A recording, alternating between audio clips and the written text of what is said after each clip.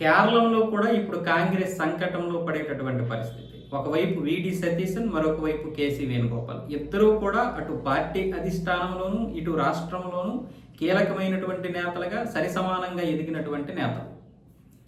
ఇప్పుడు ఇక్కడ యూడిఎఫ్ అంటే కాంగ్రెస్ అధికారం చేపట్టడానికి కావలసినటువంటి స్థానాల్ని మిత్రపక్షాలతో కలిసి సాధించింది. ఒక కాంగ్రెస్కి 66 స్థానాలు వచ్చాయి కాబట్టి అక్కడ మ్యాజిక్ ఫిగర్ 71 కాబట్టి మిగతా మిత్రపక్షాలన్నీ కూడా ఇప్పుడు కాంగ్రెస్ చెప్పినట్లే వినాల్సిందే. అయితే ఇలాంటి పరిస్థితుల్లో ఇప్పుడు కాంగ్రెస్కి పెద్ద సంకటం ఏంటంటే కేసీ వేణుగోపాల్ని సీఎంగా కూర్చోబెట్టాలా, లేకపోతే వీడి సతీష్ని నియమించాలా. వీడి సతీష్ని ఏమొచ్చేసి కేరళలో గత 5 సంవత్సరాలుగా శాసనసభలో అంటే అసెంబ్లీలోనేమొచ్చేసి ప్రతిపక్ష నేతగా ఉన్నాడు. కేసీ వేణుగోపాల్ ఇటు జాతీయ రాజకీయాల్లోకి వచ్చి కేరళ తరఫునేమొచ్చేసి పోరాడుతున్నటువంటి వ్యక్తి. ఆయన కార్యదర్శిగా ఇప్పుడు కాంగ్రెస్ కార్యదర్శిగా కూడా ఉన్నాడు. రాహుల్ గాంధీ తర్వాత ఇప్పుడు యువ నేతల్లో ఈయన్ని కూడా చెప్పుకుంటున్నారు. సరే వాళ్ళు యువకులా కాదా తర్వాత సంగతి.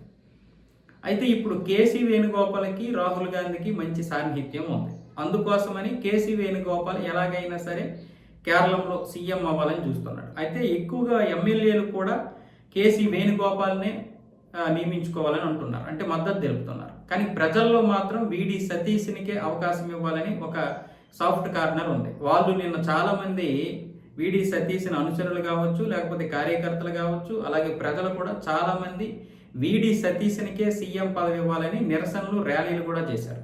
కొన్ని దగ్గరలో అయితే కేసీ వేణుగోపాల్కి చెందినటువంటి పోస్టర్లు అలాగే ఆ ఫ్లెక్సీలను కూడా చింపి పారేశారు. ఇప్పుడు దీని గురించి కాంగ్రెస్ ప్రభుత్వం తలపట్టుకుంటుంది. అయితే అక్కడ ప్రజలు ఎవరికి వాళ్ళే మావాడి సీఎం అంటే మావాడి సీఎం అనుకుంటున్నారు. ఎమ్మెల్యేలు ఏమొచ్చేసి మనోడే కదా సీఎం అంటున్నారు, అంటే కేసీ వేణుగోపాల్. అందుకే కాంగ్రెస్ అధిష్టానం ఏం చేసింది, మాకిన్ అనే వ్యక్తిని అలాగే ముకుల్ వాస్నిక్ అనే వ్యక్తిని పంపించింది. అక్కడ ఏంటి పరిస్థితి అని వాళ్ళిద్దరు కూడా నిన్న ఖర్గేకి నివేదికలు ఇచ్చారు. ప్రజల్లోనైతే వీడి సతీష్నికి ఎక్కువ మద్దతు ఉంది, ఎమ్మెల్యేల్లోనైతే కేసీ వేణుగోపాల్కి ఎక్కువ మద్దతు ఉంది. ఈ విధంగా మీరు నిర్ణయించుకోండి అని. ఇప్పుడు కాంగ్రెస్ అధిష్టానం ఏం చేస్తుందంటే ఈ కేసీ వేణుగోపాల్, వీడి సతీష్తో పాటు ఇంకొక వ్యక్తి కూడా సీఎం రేస్లో ఉన్నారు. వీళ్ళ ముగ్గురిని పిలిపించి వాళ్ళ ముగ్గురితో మాట్లాడిన తర్వాత తుది నిర్ణయం తీసుకుంటారు. అంటే మరొక 2-3 రోజులు సమయం పడుతుంది. ఈలోగా అంటే 13, 14 లేదా 15వ తారీఖున కేరళంలో నూతన సీఎంగా ప్రమాణ స్వీకారం జరిగే అవకాశాలు అయితే ఉన్నాయి.